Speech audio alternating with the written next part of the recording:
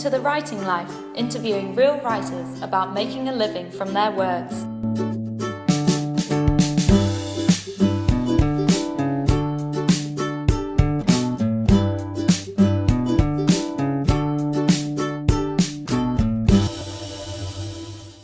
Hi, we are here with The Writing Life, and I'm Ines, and I'm with Kitty.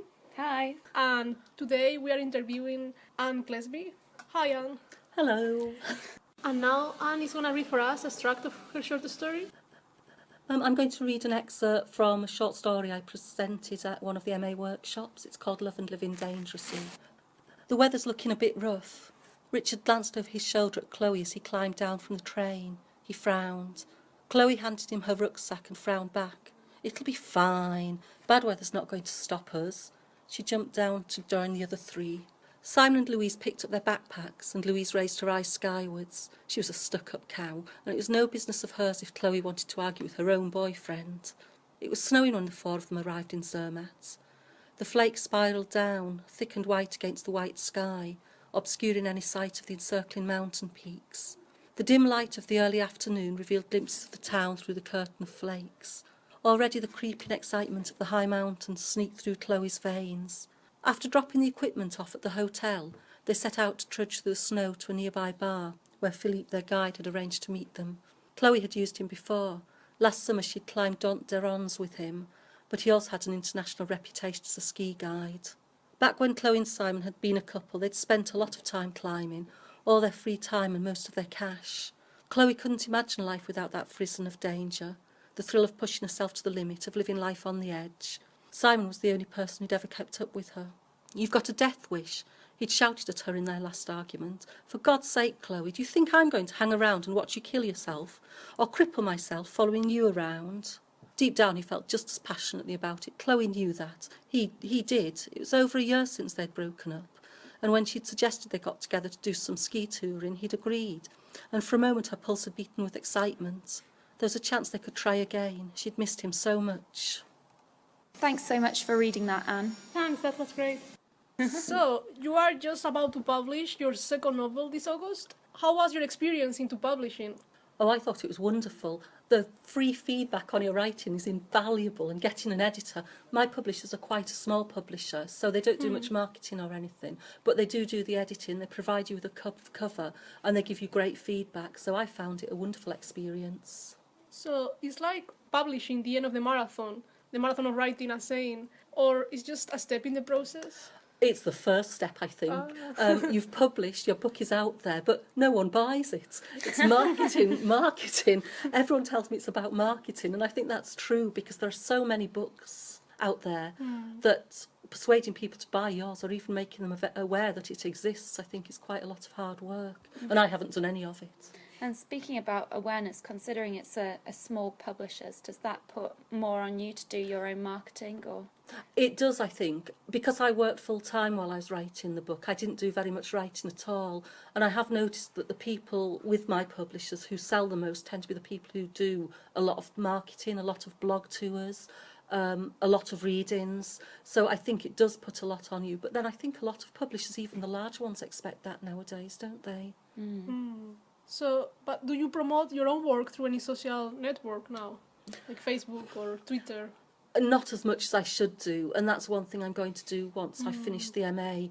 I let my friends know, I let people on my writing group know, but I haven't got a website yet. I'm trying to set one up at the moment, and I don't have a blog. I think one of the issues is, and I know this sounds a bit pathetic, but when you're working and trying to write at the same time, there's only so much you can do. And I think I would rather write than spend all the time marketing. Then on the other hand, if your books don't sell, no one's going to publish the next one, are they? So I think you need to think about that.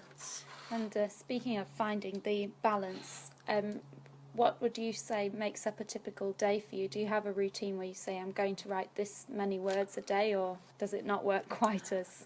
I would like to say that I did that. And occasionally I have a week where it works like that. Sort of, I'll say, I'll write 3,000 words today, every day. And it might go on for a week, but then it all goes horribly wrong and off the rails.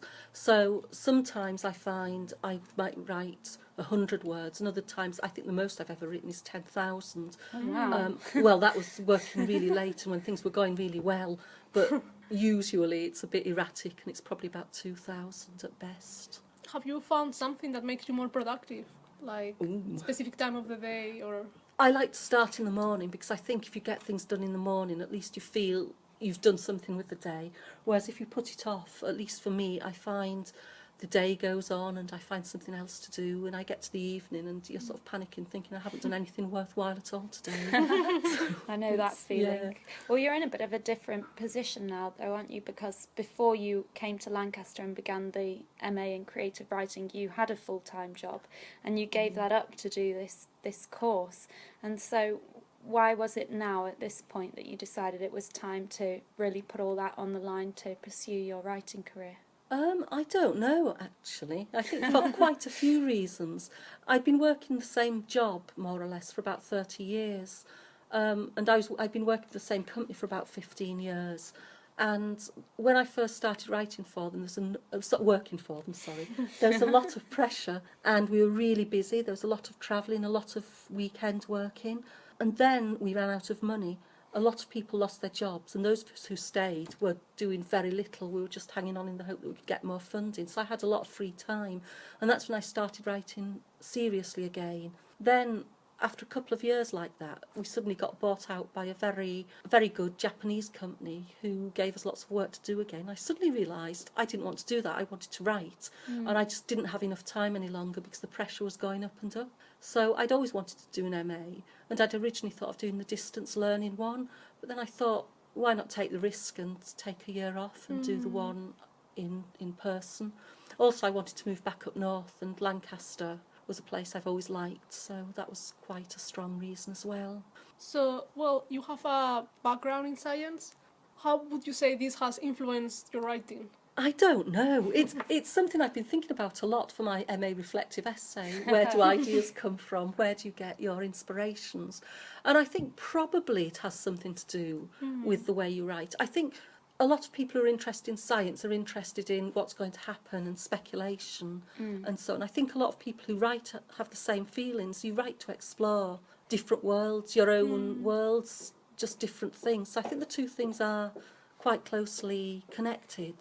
And I think science can be quite inspiring for someone like me who wants to write mostly speculative fiction and science fiction. It's also a rich vein on characters because we get quite a lot of interesting and strange characters in science and in the labs. I've met a lot of very interesting people. Oh, I bet. Yeah, so I read, like, you finished the first draft of your first published novel, Children of Poseidon, thanks to NaNoWriMo.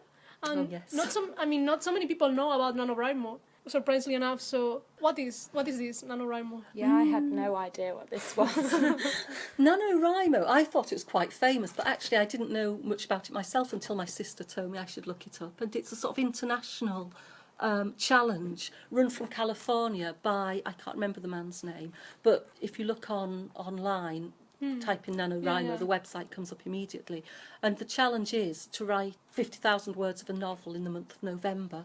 Wow. I think they've expanded now, and they do summer camp where you have to write a novel in June, and April boot camp where you write a novel in April. But I thought it was really good actually because it gives you deadlines and motivation and something to aim towards.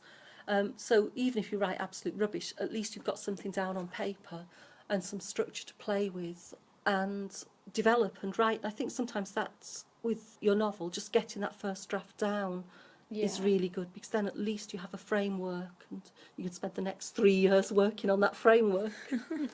Absolutely. So can you give us any tips for people, like maybe they're interested in participating next November? If you just do an online search for NaNoWriMo, you bring up their website and there's a registration details. The other thing about NaNoWriMo is it can be in real space as well as virtual space. So they have groups all over England that meet up to do little brilliant. writing things together. Yeah. When I was in Cambridge, they used to meet in a cafe called CB2, and there'd be about 10 of us would turn up with our laptops and sit there typing away for a couple of hours. That sounds Brilliant. exciting. Around here, I think there's one definitely in Preston. I don't know about Lancaster, but if there isn't, it might be an interesting idea to set one up. Definitely. So say you go on this course and you do the intensive camp, you have your 50,000 words and you're ready to, or on the way to being ready to go to a publisher. What's that process like? How did it happen for you? From the 50,000 words, the initial... Yeah, finding an agent and Oh, reaching I publication. haven't got an agent. Okay. I think for the two things I've written, they're very mainstream fantasy romance, and I think it's a lot easier to get published in those genres than in many other genres. The first novel I got a publisher for, I found the publisher through an online competition whereby you had to pitch your novel to a panel of editors, and you started off with, I think there were about 20 editors, and you did a one-line pitch. Oh, wow. Any of the editors who liked it then asked you to send a 3-paragraph pitch. After that, after your 3-paragraph pitch, anyone else asked you to send the first 3 chapters, then after that the novel. And by the time I got down to the 3rd level, I had one editor who was interested in my novel. So Like I was really Dragon's grateful Den for that. for It was a writing. bit, yes. Yes, I know there's one person on the competition who did it at the same time as me. She got offers from several. She was writing suspense, so you could do that genre as well. I think like this. I don't know if many editors do this and agents, but I think it was just a special setup. Can you remember the name of the competition? It was run by an online group called Savvy Authors. To look it up. Did you have to pay for entering this No, competition? you have to pay to belong to the group Savvy Authors, but I think it's £20 for a year, so it's not very expensive. And they also run online courses as well, which you get free if you pay that £20, and some of them are quite useful. Oh, that's great to know. I guess it just proves there's no one traditional route to go down. It can happen in a whole host of different ways, and you just got to look for your opportunity and seize it, really. I think you're right, actually. I think for mainstream literary novels and for a lot of other genres, I think you probably need an agent. I could be wrong. But there are a lot of websites now that help you do that and help you find like that. For like the science fiction, I think the science fiction, I can't remember the name, the UK science fiction group have a lot of links to agents, publishers and so on. So I don't know, I've never actually tried to get an agent. I don't think it's easy, is it? No. You have done some courses, creative writing courses with the Open University, and now this MA at Lancaster. Do you think this has made you a better writer? Like, would you recommend these masters, for example, to other people? I certainly would. I think the Masters has been amazingly helpful. I think the feedback is good. I think all the courses have been really good. I think the Open University ones in particular help you with technique and what's fashionable in technique and what publishers are looking for in style nowadays. Because there are a lot of styles about and some of them read quite well but are old-fashioned and publishers don't like them. The Open University courses, I think, get you past that. The MA has just been good for feedback and getting me to rewrite things I've already done. And I think it's added depth and complexity and many more layers to the work I've been doing. I could be wrong, and I'll wait to see what other people think after they've read it. But I do think it has improved my writing a lot. So I would recommend it. Definitely. I think it's also a good place to experiment with different forms of writing, and I know you do short stories, which we heard an extract from earlier, as well as your novels, and you even dabble in poetry as well. How do you decide what form the message or idea you have is going to take? Is it a conscious process, or does it just kind of happen for you? I think with novels, I like reading novels. I like really long novels. I like to know that I can immerse myself in the same story for quite a long time. So I think that's one of the reasons I prefer to write novels. Short stories, I think, you get a sort of sudden flash of an idea and you just want to play with it. And actually, some of the things that I'm trying to work on as novels have started life as short stories. Yeah. The Children of Poseidon one started out as a short story about like sort of fairy tale parable of punishment and the ocean and so on. So I developed that into the NaNoWriMo novel and then into a full-length novel. And actually the one I've been working on for my MA, little parts of it have come from short story ideas. I have some human-animal hybrids in it, and they originally came from a short story I wrote. So I think the two things mix together quite well. Poetry, I don't know about poetry. Poetry, I like it in the same way I like doing a crossword. It's just playing with words, and I guess people write it for different reasons, but I just like the language and different uses of language in poetry. Great. So I know, like, apart from writing, you also run, you swim. I know you practice some extreme sports in the lakes that include lots of mud. You think, like, adrenaline helps your writing? I don't think I describe them as extreme sports. So a young, healthy person would probably describe them as an afternoon's walking, but I like the extreme sports. That's what I'll say to people I do. Running and swimming, I don't do very well. I'm not very athletic. However, I find if I don't do them, I get very sluggish and I haven't got the energy or the inclination to do very much. So I find that going for a run in the morning, which I haven't done for a week or so, wakes me up and makes me ready to start doing other things. I think basically I'm a very lethargic person, so I have to keep myself awake and lively somehow. So that's why I do those. And how do you find the writing community in the Lake District? Is it active there? Are there different groups and activities? Or I think it is active. I don't participate as much as I would like. I don't know why. There are lots of poetry groups in the Lake District. There's the Grasmere Poetry Group, there's the Wordsworth Centre, which you probably are all really aware of. In Kendal, I've been to the Kendal Writers' Cafe a few times, and that's an enthusiastic group of amateur writers. Yeah, I think there's the Brewery Poets, which I know various people on the MA go to occasionally. And Lancaster itself, I think, is really vibrant with literature and literary events. yeah, I think it's a great place to live and to be a writer. yeah. And also a variety of different types of groups. So there's the ones that are more like the MA where you critique each other's work, but I think it's also great as a writer to go and listen to other writers actually reading their work. It's very inspiring to do. Oh, I'd agree with that. I think one of the really nice things about the MA has been hearing previous MA students who've succeeded as writers come back and talk about their experiences. And events in Lancaster Library, readings from various authors have been very good. I think they're really, really useful and really enjoyable and really inspiring. Yeah. And there are loads of festivals, aren't there, going on around the country. There's a science fiction and gothic horror literary festival coming up in Derby in a that'd be week or right so. up your street, Inez. Yeah.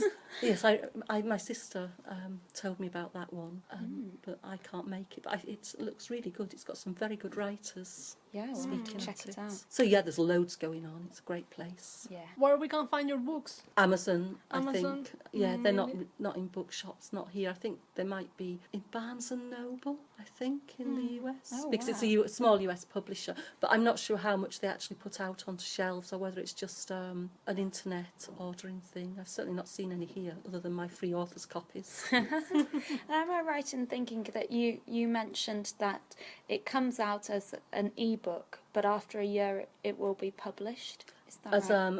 a paperback, yes. Yeah, I think a lot of these small companies do that now. They publish first as an e-book, and then between 6 months and a year afterwards, they issue it as a paperback as well. I'm not sure why they do that. It's interesting, but I haven't got a clue why. So may it happen, for example, like first they publish your online version of the book, and if it doesn't sell as good as they won't do the paperback edition? Or? I don't know, because I can't imagine mine sold very well, as I didn't do very much marketing, and they still did the paperback version. So I don't know what their rationale is. Maybe I should email them and find out. That'd be interesting. See what publishers' ideas are now about releases and so on, because I just don't understand. Let's say, like, now you open your blog or your webpage for doing a bit of marketing for your writing. How that would look like? I don't know. I really hate the idea of having to do marketing. It just doesn't come naturally, but I think you have to do it. So I don't know what it's going to look like. I'd like it to be really exotic with lots of brilliant graphics and so on, but I'm going to have to work out how to set about doing it, because I can't really justify paying someone else to do it, so it may end up being quite basic. It is very hard for a modern writer. You're kind of pulled in many different ways in the publishing process, because if you're the kind of creative mind who's just working with words, you're suddenly asked to be a public speaker, you're suddenly asked to be able to do graphic design, to be able to market your book successfully, and to understand social media, which baffles me constantly. So, I hate Twitter. Yes. And it's so constant. You're expected to be visible on the internet so much, and I think it is a very difficult balance to find, especially if you're trying to hold down a job as well. So with that in mind, do you think now the MA is coming to an end, will you venture back into the working world, or will you try and avoid it? I would love not to venture back into the working world, but I think I'm going to have to, like most people who want to write for financial reasons. I'm probably not going to go back into my former job, despite the huge lure of the huge amount of money they're willing to pay me, because I don't want to move back down south, really. I want to stay up in the northwest. So I think probably an ideal situation is to find something part-time that will give me a small income and be able to spend the rest of the time trying to write. That would be ideal. Yeah, that's the dream. Ideal, that's the dream. Brilliant. To close the interview, what's going to be the name of your next book?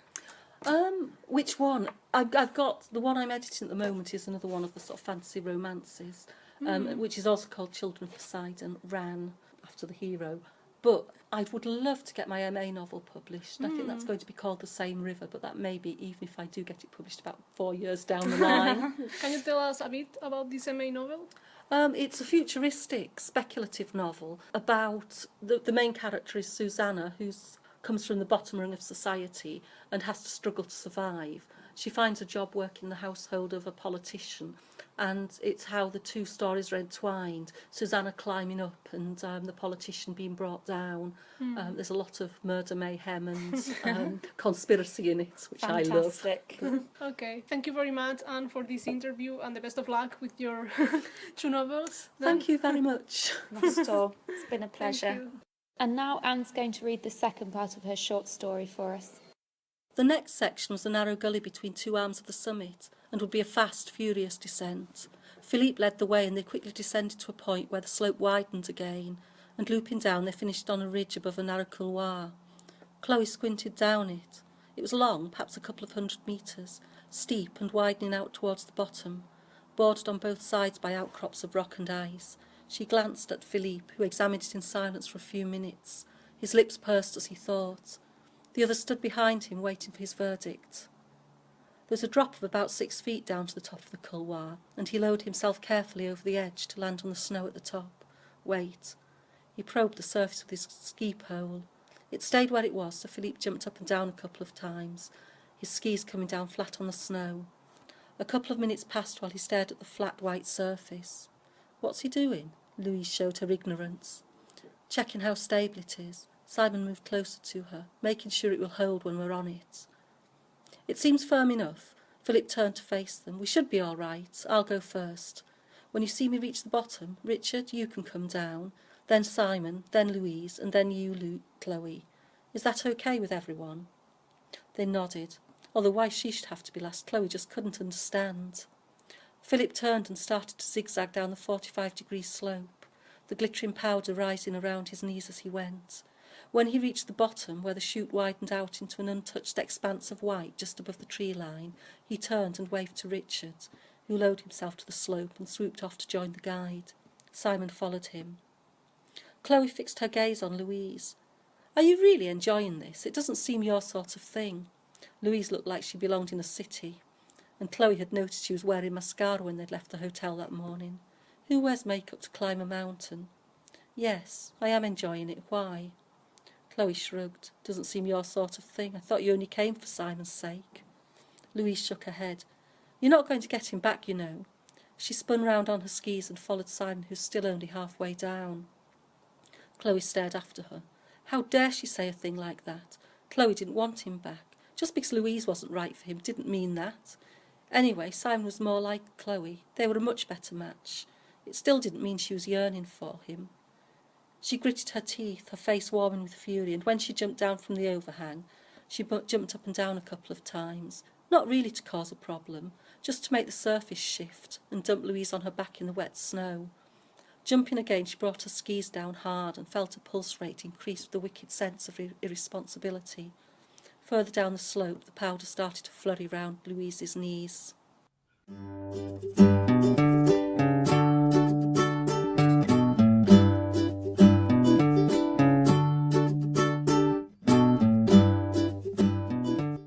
have been listening to The Writing Live. Now we want to thank to Teresa, our editor, and Yvonne, the creator of the show.